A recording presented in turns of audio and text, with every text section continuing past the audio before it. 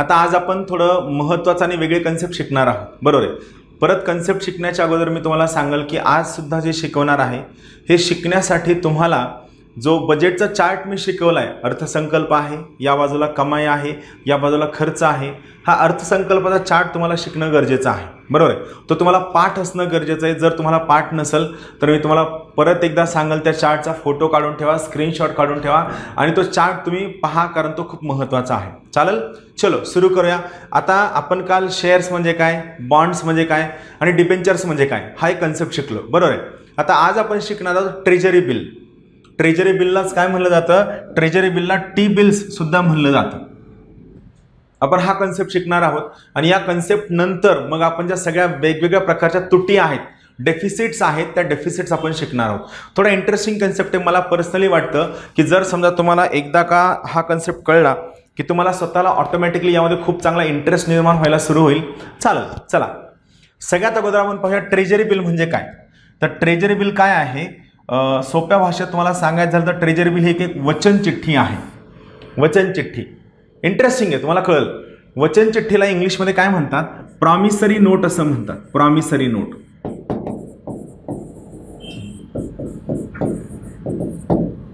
Promissory note असं म्हणतात. Promissory बघा, प्रॉमिसरी नोट थोडं बाजूला ठेवूया. तुम्ही कधी 100 रुपयाची नोट, 10 रुपयाची नोट, 500 रुपयाची नोट काढा आणि त्यावर 2-3 वाक्य लिहिलेले असतात बघा. 6 ते 7 भाषांमध्ये काही वाक्य लिहिलेले असतात.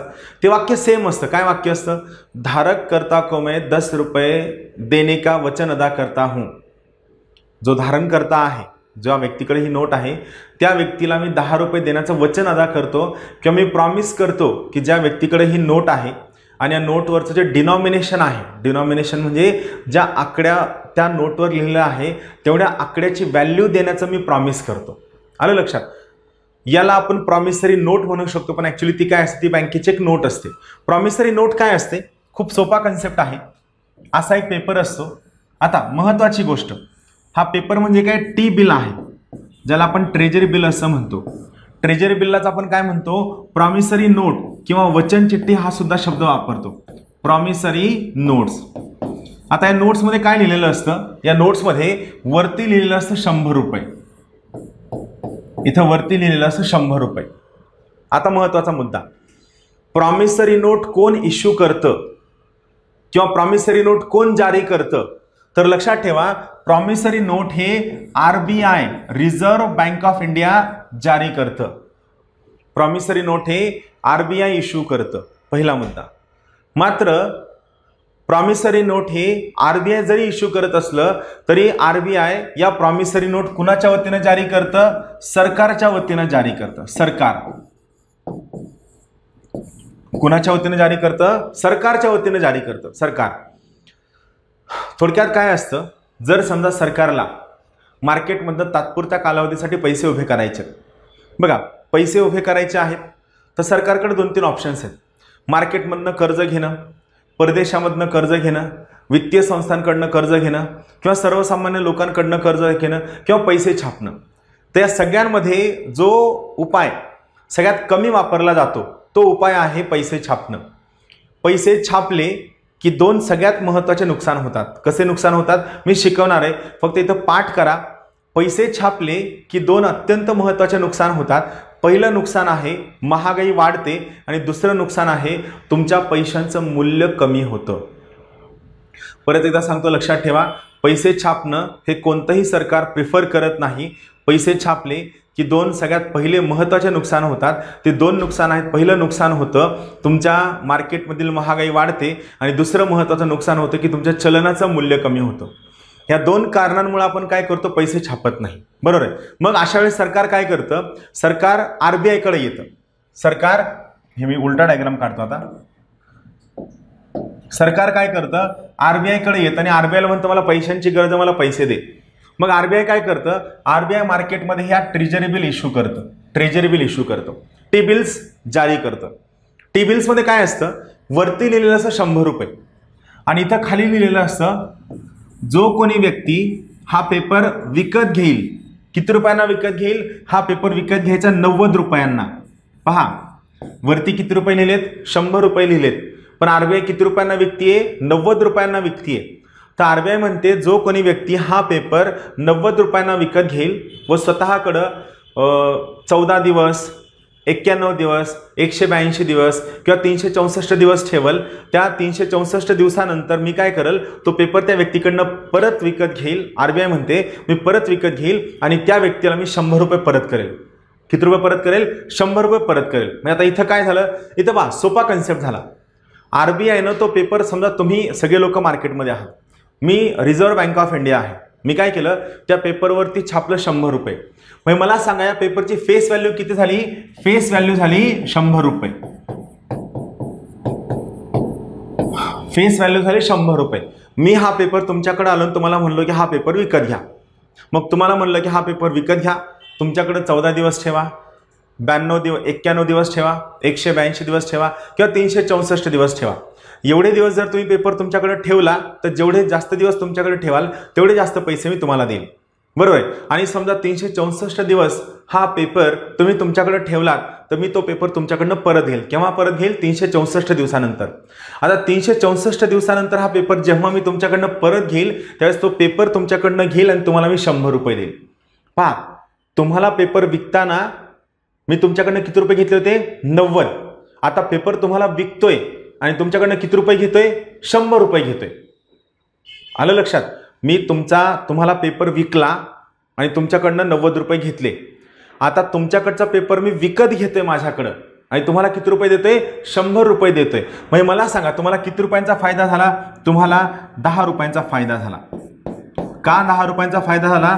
कारण तुमची खरेदी किंमत होती 90 रुपये आणि तुमची विक्री किंमत आहे 100 रुपये. बरोबर आहे. म्हणजे फेस व्हॅल्यू 100 रुपये आहे पण विकत कितीला घेतला गेला? 90ला. तर मला सांगा फेस व्हॅल्यूमध्ये तुम्हाला डिस्काउंट मिळाला आहे की नाही? बघा ना, आपण जेव्हा एखाद्या मॉलमध्ये कपडे विकत घेण्यासाठी जातो, एखादी पॅन्ट आपण विकत घेतो, पॅन्टवर लिहिलेलं असतं 1000 रुपये. दुकानदाराला म्हणतो सर काही डिस्काउंट मिळेल का? तर तो म्हणतो हो 10% डिस्काउंट मिळेल. 1000 रुपये त्या पॅन्टची किंमत झाली, फेस व्हॅल्यू झाली. डिस्काउंट 10% म्हणजे किती रुपये कमी झाले? 100 रुपये. म्हणजे पॅन्ट तुम्हाला किती रुपयांना मिळाली? 900 रुपयांना. म्हणजे फेस व्हॅल्यू म्हणजे किती छापील किंमत आहे त्यावर किती रुपये डिस्काउंट मिळाला? 10% डिस्काउंट मिळाला. सेम इथं सुद्धा हे ट्रेजरी बिल कसे असतात? हे डिस्काउंटेड फेस व्हॅल्यू सहित असतात. बरोबर आहे. पैसे उभे केले जातात, पैसे परत विकले जातात. तर या पूर्ण प्रक्रियेला काय म्हणायचं? या पूर्ण प्रक्रियेला म्हणायचं ट्रेजरी बिल. आता मला सांगा इथं मी काय प्रॉमिस केलंय? जो कोणी व्यक्ती हा ट्रेजरी बिल आत्ता विकत घेईल त्याच्याकडनं मी हा पेपर 90 रुपयांना विकत घेईल आणि मी प्रॉमिस करतो की हा पेपर मी काही दिवसानंतर त्या व्यक्तीकडनं विकत घेईल आणि त्या व्यक्तीला मी 100 रुपये देईल, हे मी त्याला प्रॉमिस करतोय. त्यामुळं ट्रेजरी बिलला आपण काय म्हणतो? ट्रेजरी बिल्सला आपण प्रॉमिसरी नोट्स किंवा वचन चिठ्ठी हा शब्द वापरतो. ट्रेजरी बिल्सला आपण काय शब्द वापरतो? प्रॉमिसरी नोट्स किंवा वचन चिठ्ठी हा शब्द वापरतो. राहील लक्षात? हा सगळ्यात पहिला बेसिक मुद्दा आहे. आता आपण याची प्रॉपर डेफिनेशन पाहूया. पहा, सगळ्यात पहिला महत्त्वाचा मुद्दा, ट्रेजरी बिल्स काय असतात? ही वचन चिठ्ठी असते ज्याला आपण इंग्लिशमध्ये प्रॉमिसरी नोट्स म्हणतो. पहा, तुम्ही शॉर्ट फॉर्मसाठी जर याला पी नोट्स असं लिहिलं तर लक्षात ठेवा हा शॉर्ट फॉर्म चुकीचा आहे. कारण पी नोट्सचा अर्थ वेगळा होतो, प्रॉमिसरी नोट्सचा अर्थ वेगळा आहे. म्हणून या ठिकाणी आपण शॉर्ट फॉर्म लिहू शकत नाही. वचन चिठ्ठी असते. सगळ्यात महत्त्वाची गोष्ट ही वचन चिठ्ठी RBI द्वारे सरकारच्या वतीनं इश्यू केली जाते, जारी केली जाते. इश्यू कोण करत आहे? RBI. पण कुणाच्या वतीने इश्यू करत आहे? तर सरकारच्या वतीने इश्यू करत आहे. सगळ्यात महत्त्वाची गोष्ट, ट्रेजरी बिल हे एक मनी मार्केट इन्स्ट्रुमेंट आहे. काय आहे? मनी मार्केट इन्स्ट्रुमेंट आहे. सांगा, मनी मार्केट आणि कॅपिटल मार्केटची आपण काल डेफिनेशन पाहितली. काय फरक आहे? ज्या वित्तीय संसाधनांचा मॅच्युरिटी पिरियड, मुदत कालावधी 1 वर्षापेक्षा कमी असतो त्या सर्व वित्तीय साधनांना व त्या मार्केटला आपण मनी मार्केट असं म्हणतो. व ज्या सर्व वित्तीय साधनांचा मॅच्युरिटी पिरियड हा 1 वर्षापेक्षा जास्त असतो त्या मार्केटला व त्या वित्तीय साधनांना आपण कॅपिटल मार्केट किंवा भांडवली बाजार असं म्हणतो. मनी मार्केट मॅच्युरिटी पिरियड 1 वर्षापेक्षा कमी, भांडवल मार्केट किंवा कॅपिटल मार्केट मॅच्युरिटी पिरियड 1 वर्षापेक्षा जास्त. आलं लक्षात? तर ट्रेजरी बिल हे काय आहे? मनी मार्केट इन्स्ट्रुमेंट आहे. याचा अर्थ काय होतो? ट्रेजरी बिलचा मुदत कालावधी किती असतो? 365 दिवसांपेक्षा कमी असतो. मॅच्युरिटी पिरियड 1 वर्षापेक्षा कमी आहे. पुढची महत्त्वाचा मुद्दा, ट्रेजरी बिलवर तुम्हाला व्याज मिळत नाही. का व्याज मिळत नाही? कारण ट्रेजरी बिल हे कसं असतं, डिस्काउंटेड फेस व्हॅल्यू सहित असतं. कसं असतं? डिस्काउंटेड फेस व्हॅल्यू सहित असतं. वरती 100 रुपये लिहिलेले असतात आणि तुम्ही कितीला विकत घेता? 90ला विकत घेता आणि त्याचा मॅच्युरिटी पिरियड संपल्यानंतर तुम्ही तो 100ला विकता. तर हा मधला जो डिफरन्स आहे, खरेदी किंमत 90 आणि विक्री किंमत 100, तर हा 10 रुपये जो फरक आहे हा तुमचा प्रॉफिट आहे. क्लिअर? तर हे काय, व्याज मिळत नाही.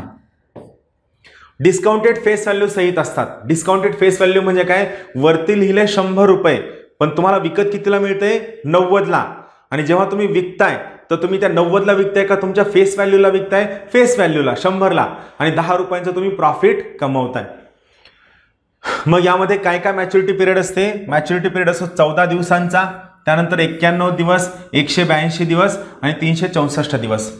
364 का? कारण 1 वर्ष किती दिवसांचं असतं? 365.25 दिवसांचं 1 वर्ष असतं. आणि मनी मार्केटचा मुदत कालावधी किती असतो? 1 वर्षापेक्षा कमी असतो. त्यामुळं 364 दिवस. राहील लक्षात? 14 दिवसांच्या ट्रेजरी बिलला आपण काय म्हणतो? इंटरमिडिएट ट्रेजरी बिल हा शब्द वापरतो. 14 दिवसांच्या ट्रेजरी बिलला आपण इंटरमिडिएट ट्रेजरी बिल हा अत्यंत महत्त्वाचा शब्द आपण वापरतो. राहील लक्षात? परत एकदा लक्षात ठेवा, ट्रेजरी बिल वेगवेगळ्या प्रकारचे असतात. त्यांची मॅच्युरिटी पिरियड वेगवेगळी असते.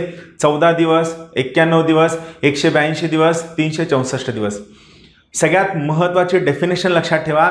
ट्रेजरी बिलचा सगळ्यात मेन उद्देश आहे, सरकारने रिझर्व्ह बँक ऑफ इंडियाच्या वतीने मार्केटमधनं 1 वर्षापेक्षा कमी मुदत कालावधीचे पैसे उभे करणं हा याचा उद्देश आहे.